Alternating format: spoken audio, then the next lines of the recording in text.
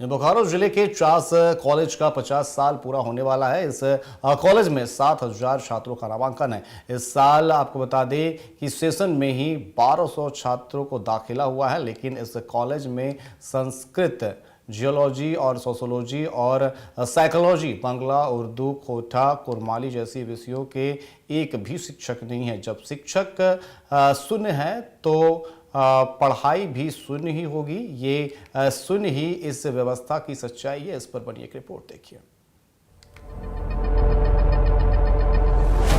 बोकारो जिले का चास कॉलेज है ये, लेकिन हालत किसी खंडहर से कम नहीं, इसलिए इसे खंडहर भी कहें तो कोई अपराध नहीं होगा।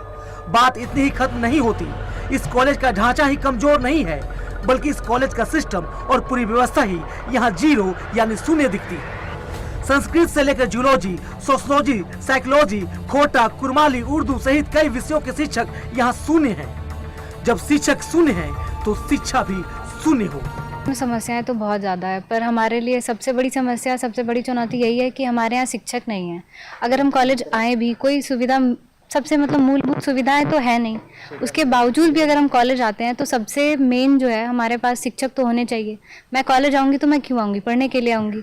यहाँ कॉलेज में शिक्षक ही नहीं है। जो भी वॉशरूम्स हैं वो गंदे हैं, बिल्डिंग का हाल एकदम बिल्कुल जर्जर है। इस चीज़ पे खास करके ध्यान दें कि हमारी बेसिक नीड्स पूरी हो, हमें टीचर दिया जाए ताकि हम लोग सेमेस्टर के एग्ज़ाम अच्छे से दे पाए। हमारे टीचर को रिटायर हुए कम से कम 2 साल हो गए हैं, बट अभी तक कोई टीचर बहाली नहीं हुआ हमारे लिए। सरकार और विश्वविद्यालय प्रशासन से लाचार छात्रों की एक ही गुहार है, हुजूर कुछ कीजिए ना कीजिए, बस इतना कीजिए कि सिर्फ टीचर दे दीजिए। हमारे फ्यूचर यानी भविष्य का सवाल है। बच्चों की लाचारी के क्या कहने, टीचर कब मिलेंगे पता नहीं, लेकिन जिन विषयों के टीचर हैं वो भी पढ़ाने की जहमत नहीं उठाते। कॉलेज में पढ़ाई नहीं है, सफाई नहीं है, सेफ्टी यानी सुरक्षा तक मुहैया नहीं है। मेरा यहाँ कॉलेज से मेरा घर बहुत दूर है, 5-7 किलोमीटर दूर है। चास से हम आते हैं यहाँ पे, और यहाँ आने के बाद जरा सा भी नहीं लगता है कि सेफ्टी है। मतलब ना कैमरा है ना कुछ, कैमरा है नहीं। कुछ दिन पहले एक बच्चा का फ़ोन चोरी हो गया था, तो उसके लिए कौन जिम्मेवार होगा? कॉलेज कोई जिम्मेवार नहीं है।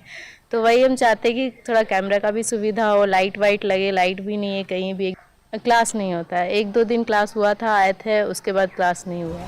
छात्र संगठनों ने इन मुद्दों को लेकर कई बार आंदोलन किया, लेकिन कॉलेज और विश्वविद्यालय प्रशासन बहरा बना हुआ है। नया शिक्षा नीति लाते हैं, उससे आप इंटर की पढ़ाई बंद कर देते हैं और चास कॉलेज में सिर्फ ग्रेजुएशन की पढ़ाई रखे हैं। इसके बाद आप तो यहाँ पे ना कुछ ऊपर का पढ़ाई रखे हैं ना कुछ। साल भर एग्जाम चलता है, ना बच्चे का क्लास हो पाता है, कुछ भी नहीं। एडमिनिस्ट्रेशन से मांग कर करके थक गए। हम तो लगातार आंदोलन और लड़ाई ही कर रहे हैं।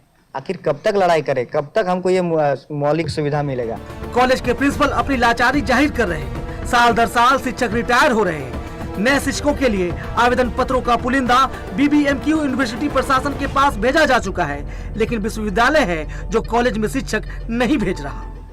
और लगातार रिटायरमेंट हो रहा है और उस हिसाब से शिक्षक की बहाली नहीं हो रही है, जिसके कारण छात्र कठिनाई में है। सूचना दी गई है विश्वविद्यालय को।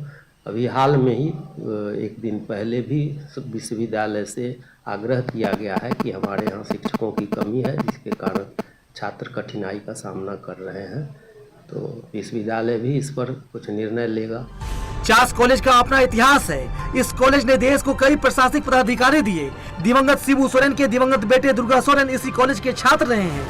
1976 में छात्र कॉलेज की नींव रखी गई। 50वां साल पूरा होने वाला है।